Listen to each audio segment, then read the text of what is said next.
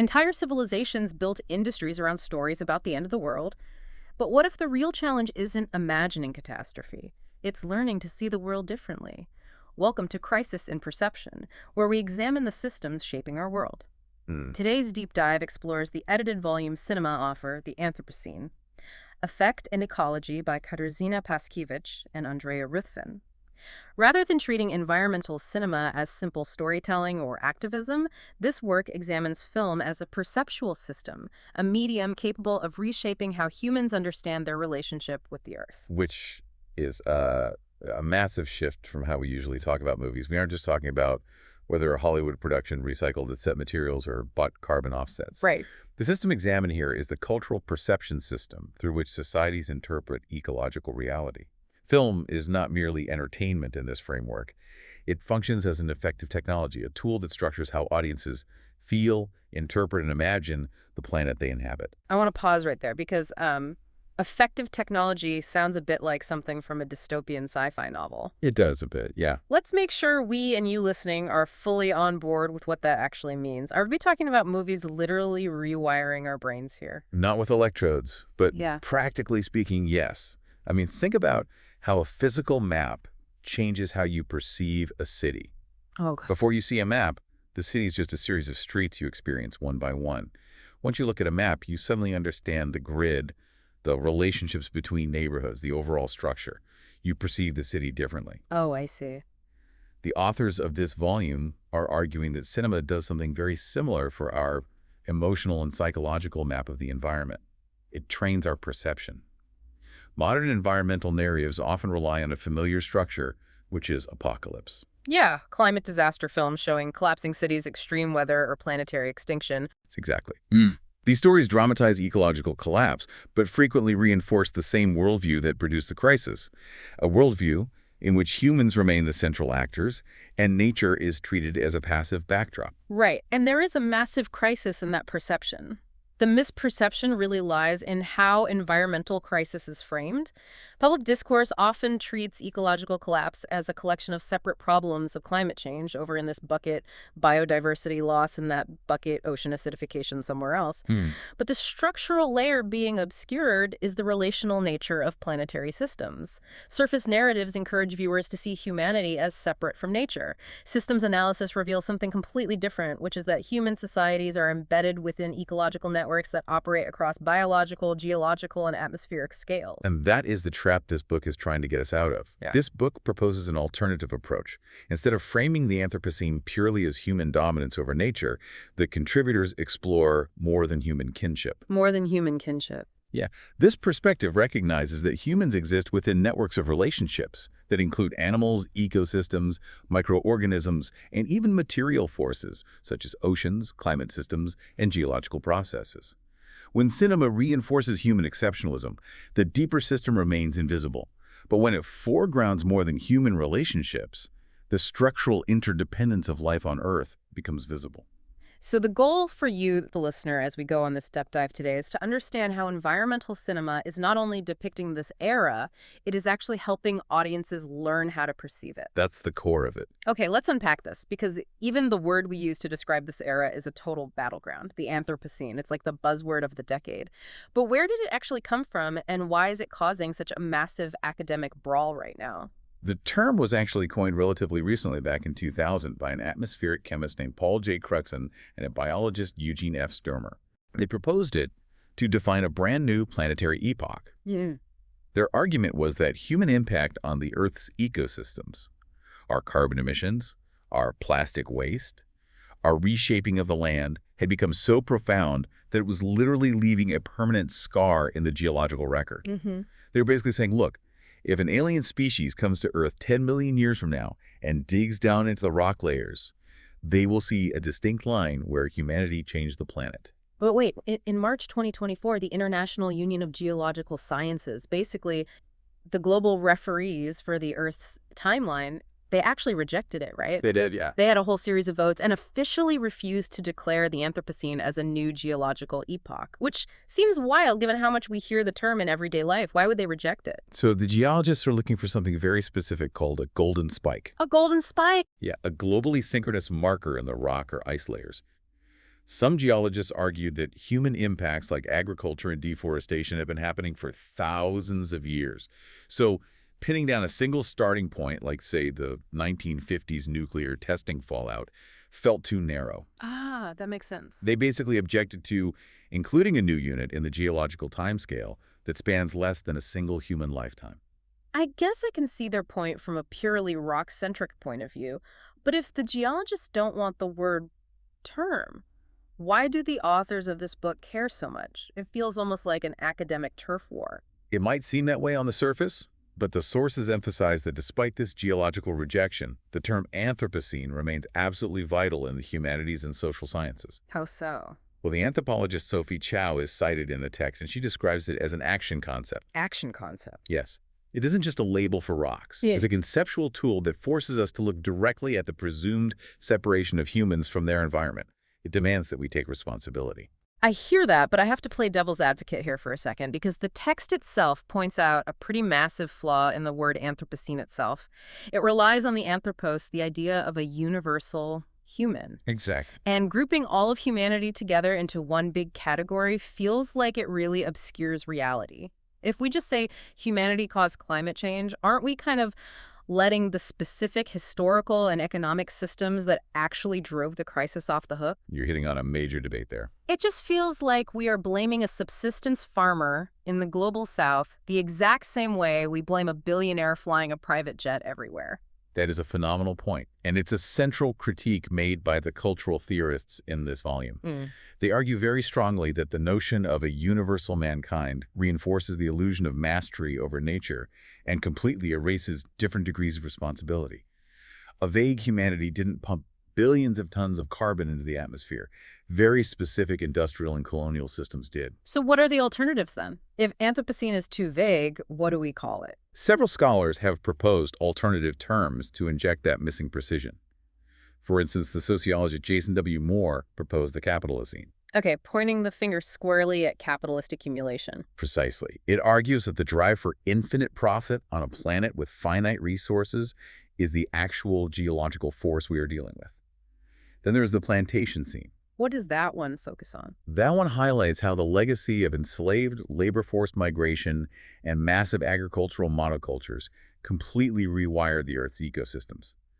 And there's also the waste Eocene, which focuses on the mass production of refuse and how toxic waste is disproportionately dumped on marginalized communities. Those terms definitely change the framing completely. Connecting this to how you, the listener, might view the world if we just use the blanket term Anthropocene, it's almost like saying vehicles caused the traffic jam instead of saying that specific overturned semi-truck caused the traffic jam. That's a really good way of putting it. We lose the precision needed to actually understand and eventually fix the problem. And that need for a better framework is exactly why scholar Donna Haraway's work is heavily featured in this volume.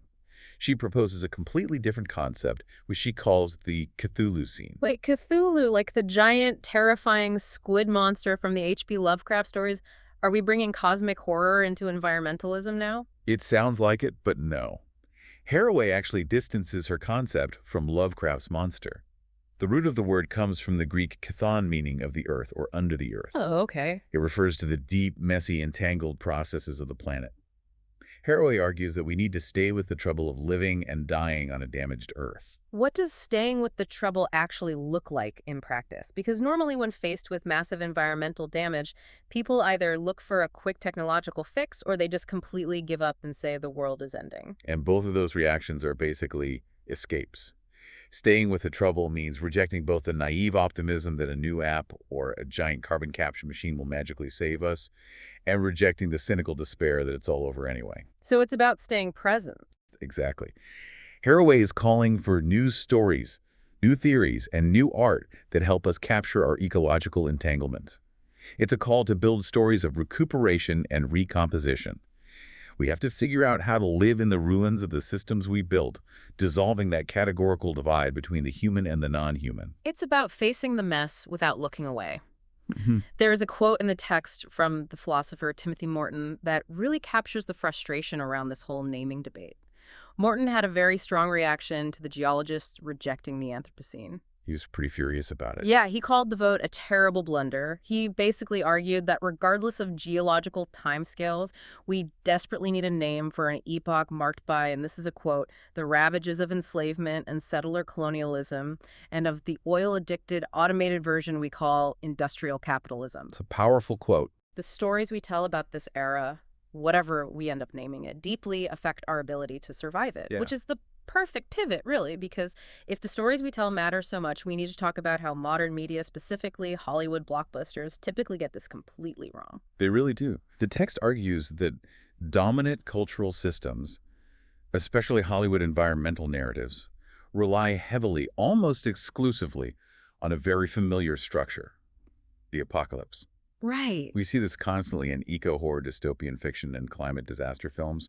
Think of those massive blockbusters where you have collapsing cities, tidal waves, swallowing monuments, extreme weather events, freezing half the globe in a matter of days. Yeah, the classic Roland Emmerich-style disaster movie. It's always a massive spectacle. But the book argues that while these stories dramatize ecological collapse, they frequently reinforce the exact same worldview that produced the crisis in the first place. They do, because they frame the environment purely as a threat, an enemy force that must be managed, outrun, or defeated by human ingenuity.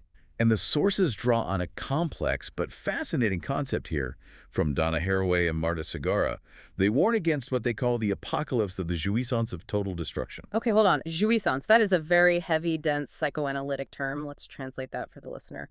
What does the jouissance of total destruction actually feel like when you are sitting in a movie theater with a huge bucket of popcorn? It's a great question. Jouissance in this context refers to a kind of dark, perverse, almost guilty thrill. It's that paralyzing awe you get when you watch a beautifully rendered CGI city get completely flattened by a tsunami. Oh, I know exactly what you mean. It's spectacular, right? It overwhelms the senses. But Haraway and Segara argue that these spectacular, overwhelming visions of the end of the world don't actually motivate us to change anything at all. They induce a kind of passive consumption of our own demise. It's like staring at a massive car crash. You can't look away, but you also aren't doing anything to help anyone. Precisely. Acknowledging the damage is important, of course. But Haraway argues that this apocalyptic framing paralyzes audiences rather than empowering them. It trains you to think the problem is so massive, so visually overwhelming, that any small relational act of ecological care is just totally pointless. Yeah, it's a very defeatist way of looking at things. It actively prevents audiences from engaging in that partial, messy rehabilitation of the Earth that Haraway talks about when she says we need to stay with the trouble. And it's not just the destruction that's the problem, it's who is doing the saving. In these apocalyptic films, it is almost always the trope of the white male hero. Always. These narratives usually feature a very specific type of protagonist. He's usually a brilliant scientist who no one listened to, or a rugged divorced dad trying to get his kids back. He either violently saves his immediate family against all odds, fighting off nature and other desperate humans, or he uses some massive billion-dollar technological intervention to just control the environment. The text actually highlights a really specific, almost funny pattern with the actor Paul Giamatti to illustrate this. The Paul Giamatti pattern is a fantastic illustration. The text points out his roles in films like San Andreas, where he plays the seismologist predicting the earthquake, or Paycheck, or even The Truman Show, which we'll discuss later. He's always the guy at the desk. Always. Yeah. In these films, he is frequently cast as the director, the scientist, or the expert who operates behind a huge bank of glowing screens, attempting to monitor, predict, and ultimately control the environment through advanced technology. The authors use this to visualize a concept called geopower. Geopower, let's break that down. I'm imagining tech billionaires proposing to shoot dust into the atmosphere to dim the sun. Is that what we're talking about here? That is a perfect real-world example of geopower. It is the belief that through massive applications of science and technology, humanity can manage, engineer, or conquer the Earth system as if it were a literal machine with levers and dials. Wow. The environmental historian John R. McNeill is referenced in the text, and he points out the staggering hubris of this approach. He notes that we have essentially turned the Earth into a gigantic laboratory, and we are running a massive experiment without any ability to anticipate the outcome. But someone playing devil's advocate might say, well, don't these disaster movies at least raise awareness? Doesn't seeing a CGI tidal wave wipe out New York make people realize climate change is bad? They might raise a superficial kind of panic, but they don't raise systemic awareness. Yeah. That hubris of geopower is what these disaster films subtly reinforce. They present the environment not as a complex web of relationships, but as a mechanical problem to be solved by a hero. The hero explains the problem, offers a technological solution, or literally punches his way out of the disaster to save his nuclear family. For the listener, repeated exposure to these narratives does something really insidious. It trains you to view nature as an object waiting to be conquered, or a monster to be slain, rather than an active living participant in our survival. It normalizes a hierarchy that positions humanity completely outside of nature. So if Hollywood is stuck in this endless loop of white guy saves the day against a CGI monster storm, where do we look for a different kind of story? Who is actually getting this right, and how do we break free from these paralyzing disaster narratives? The contributors to the volume argue that the answer lies in completely de-Westernizing our perspective on environmental cinema. They introduce a field of study called de-eco-cinema criticism. De-eco-cinema, so that's combining decolonial and ecological. Correct. It means studying cinema with a deep understanding that you cannot separate ecological destruction from the history of colonialism. And this brings up a profound critique of the very time frame we use to talk about the Anthropocene. Earlier, we talked about geologists debating whether the epoch started in 1950 with nuclear tests or 1800 with the steam engine. But for indigenous communities, the framing of an impending environmental apocalypse is fundamentally flawed. Yeah, because the apocalypse isn't some looming future threat to be dreaded. For indigenous peoples, the loss of homelands, the forced extinction of kinship species like the buffalo, the intentional destruction of sustainable lifeways that apocalypse already happened centuries ago due to settler colonialism, that is a massive perspective shift. It completely changes the narrative stakes.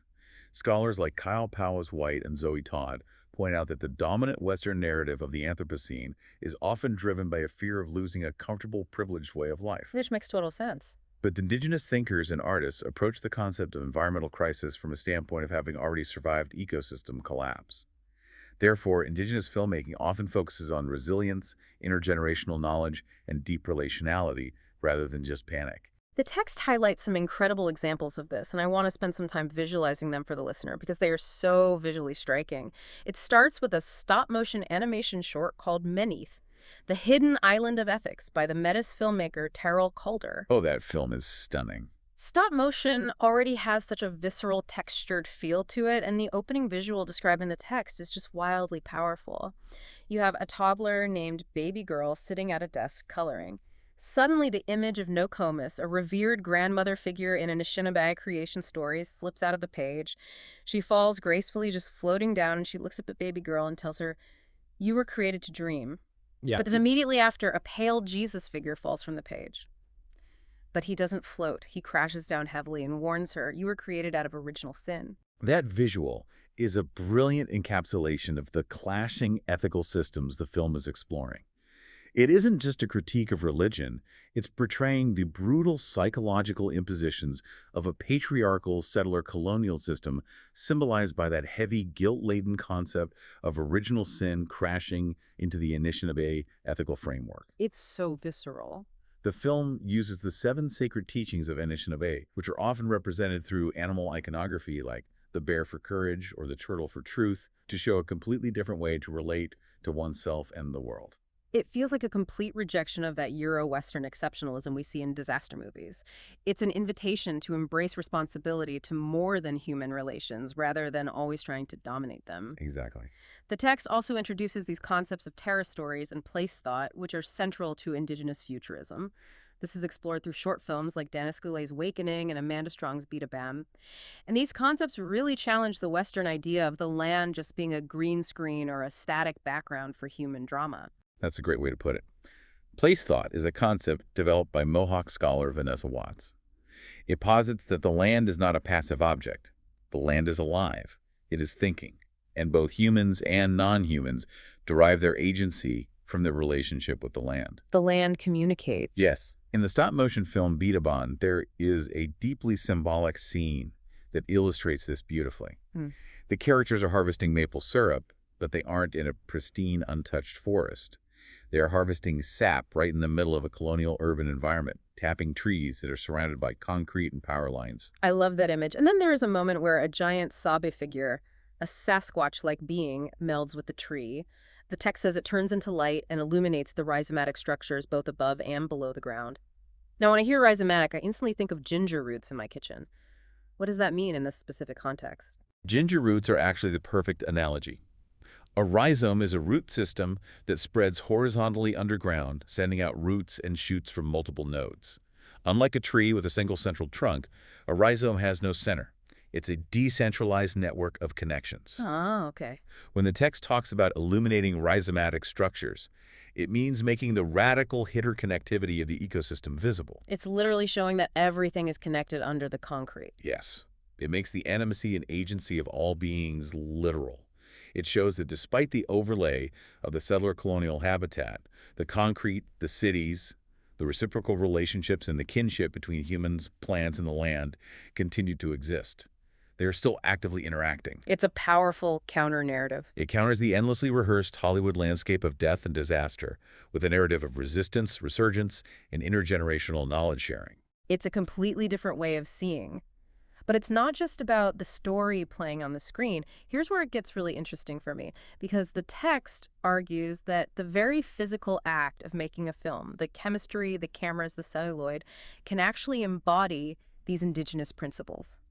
This brings us to the materiality of film itself, which is a crucial part of ecocinema studies.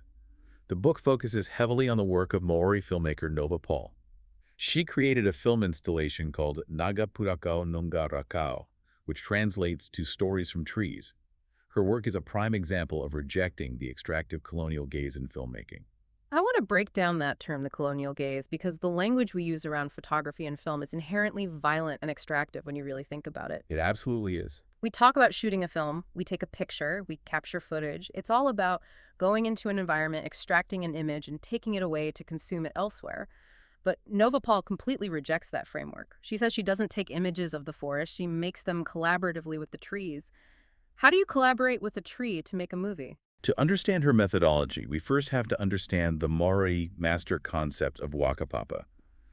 In English, it is often simply translated as genealogy, but the text explains that Wakapapa is an entire ethical and philosophical framework based on deep kinship. Okay. It structures not just human families, but relationships with the entire natural world.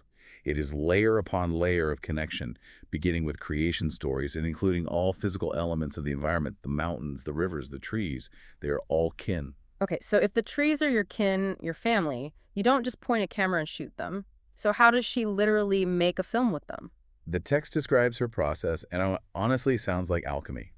She uses a 19th century experimental practice to create a plant-based developer. She literally makes a chemical developer out of tree juice using the leaves and bark of the specific tree she is filming. It is alchemy in a way.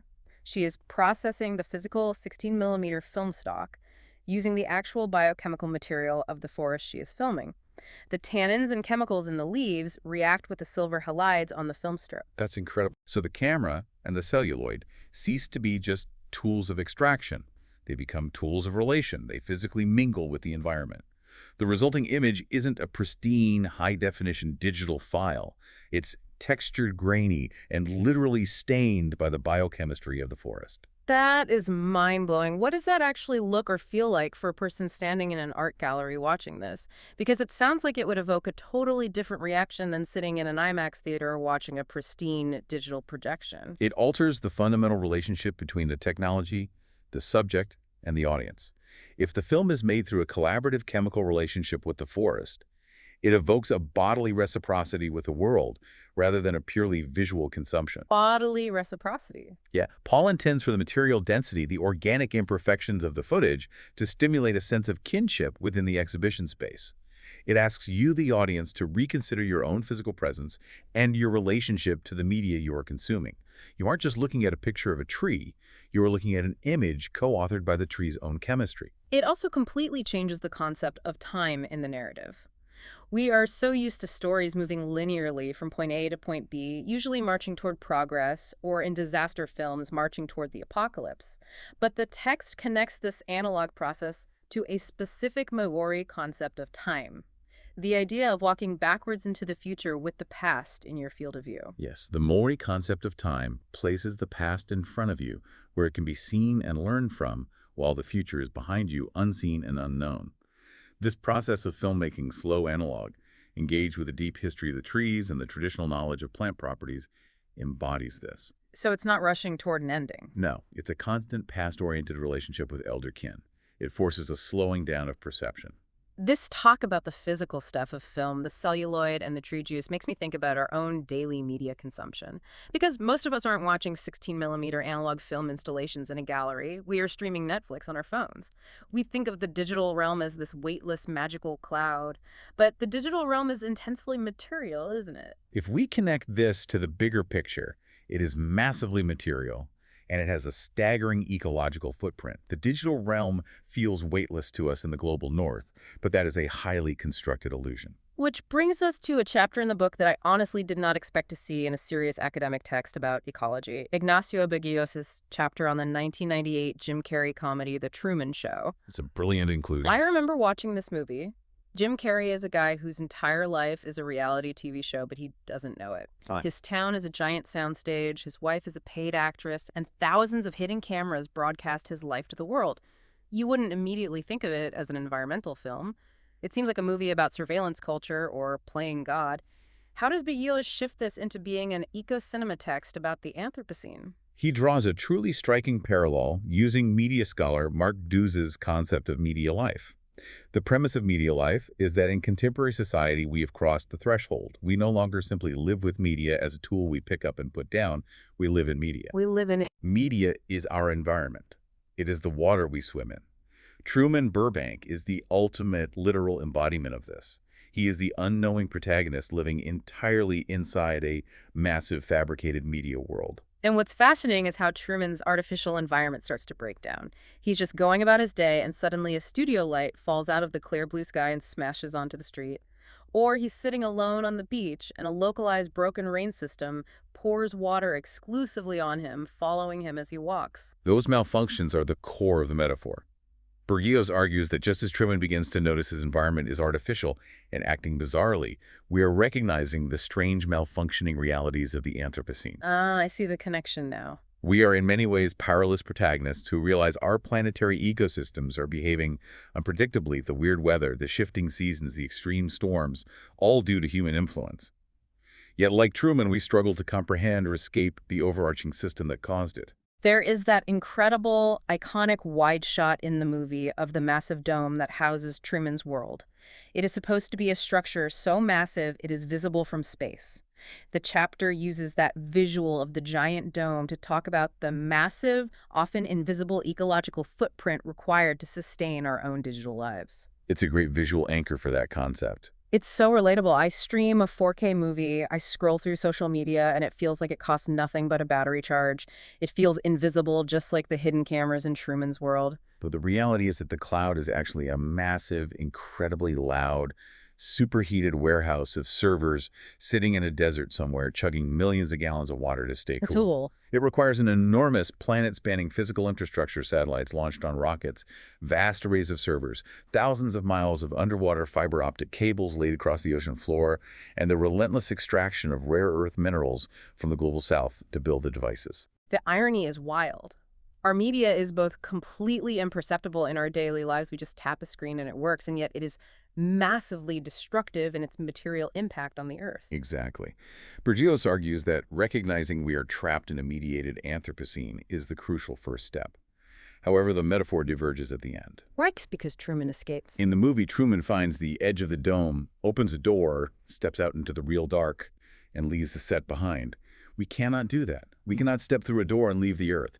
We have to learn how to live in it with full knowledge of how the system works. We have to balance our intensive use of these technologies with the deep responsibility of knowing their material impact.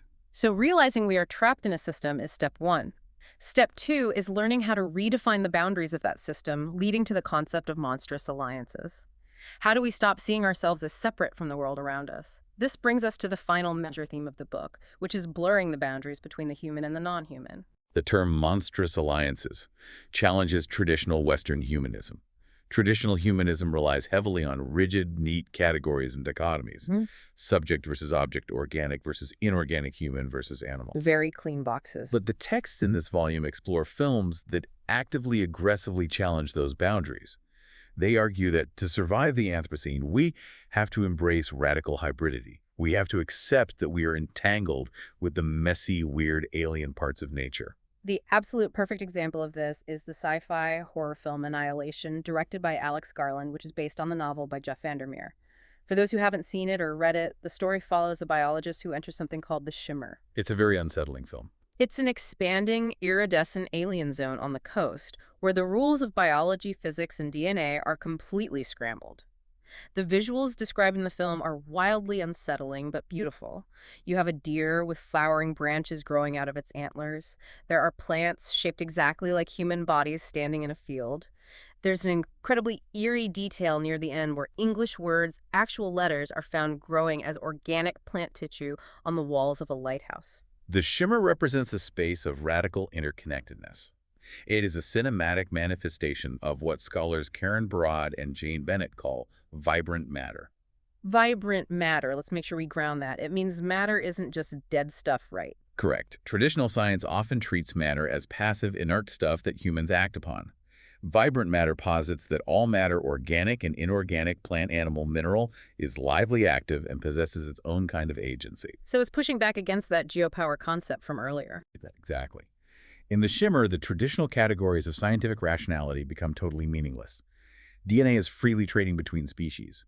However, the chapter in the book by Galina Maliva and Camille Ungariano offers a very sharp critique of how the film handles this concept compared to Vandermeer's original book.